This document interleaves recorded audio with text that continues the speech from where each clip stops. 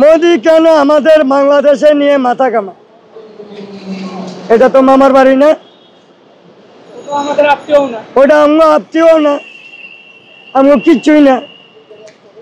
তাহলে তুমি কেন এত বড় তোমার আহাকার যে আমাদের বাংলাদেশে নিয়ে তুমি মাথা কামা? তোমার উচিত কি জুতা ফিক্কা মারা? তো এটা তো তোমার বাবার বাড়ির সম্পদ না।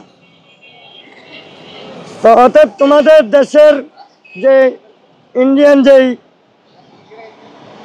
প্রোডাক্ট, এই যে আমাদের কোনো প্রয়োজন নাই, আমরা এটা কেউ ব্যবহার করবো না। তুমি এই যে নিয়ে আমাদের বাংলাদেশ নিয়ে তুমি কোনো দিন ভাইবো না। আমি বলে দিলাম, যদি তুমি ভাবো তাহলে তোমার হাসিনের দশাই হবে।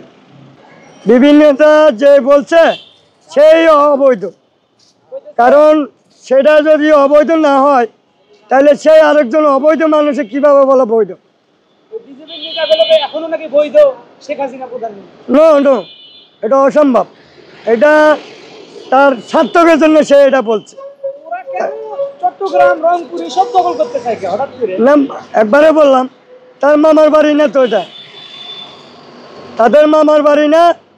এটা সে যদি আরো কোনো দিন বলে তার অস্তিত্ব থাকবে না। প্রয়োজন আমার এই দেশের মানুষ, আমরা বাঙালি, ওদেরকে আমরা গৃহ করব, ইন্ডিয়া দখল করে এলাম। আগে কিন্তু ইন্ডিয়া শোনেন, কোরআন হাদিসে লেখা আছে, আমাদের হযরত নবী মুহাম্মদ সাল্লাল্লাহু আলাইহি সাল্লাম বলে গেছেন 1400 বছর আগে যে একটা গাজাতুল যুদ্ধ আসবে, সেটা ইন্ডিয়াতে হবে এবং যারা হচ্ছে মুসলমান এবং হিন্দু ধর্মের সেখানে জয়লাভ করবে মুসলমান। অবশ্যই এটা ইসলামে আছে যে মুসলমানের সব জায়গায় ঠাঁই আছে, কিন্তু হিন্দুদের ঠাঁই নাই। তো হিন্দুরা আমাদের মুসলিম, আমরা মানবতা দৃষ্টিতে তাদেরকে আমরা ছাড় দিই যে তারাও তো একজন মানুষ। এই জন্য তারা যে আমাদের বুকে পাড়া দিয়ে আমাদের সম্পদ লুটপাট করবার চেষ্টা করে, আমরা তাদের বুকে পাড়া দিব চেষ্টা করি। যদি আবার চেষ্টা করে তাহলে আমরাই তার বুকে পাড়া দেব, আমরা সবাই। তা এখন কথা হচ্ছে,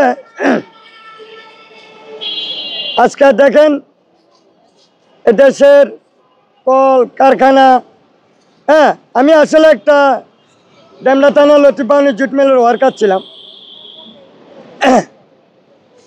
তো আমি ডেমরা থানা লতিপাউনি জুট মিলের ওয়ার্কার ছিলাম।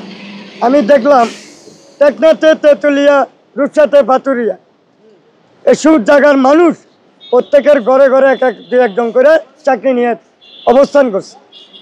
তাদের ফ্যামিলি নিয়েও মনে করেন এই জীবন জীবিকা করছে।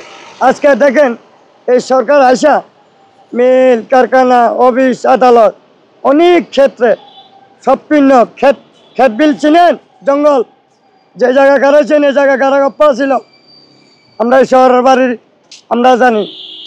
এখন প্রশ্ন হইল যে এই জঙ্গলের মতন করে এই দেশটা পরিচালনা করছে, আর সেই যে গাড়ি দিয়া চলাফেরা করছে, কিন্তু আমার মতন একটা কলকারখানার লোক, শ্রমিক বা দিনমজুরি, যারা খেতে কামারে কৃষক, তাদের জন্য ওরা ভাবেনি।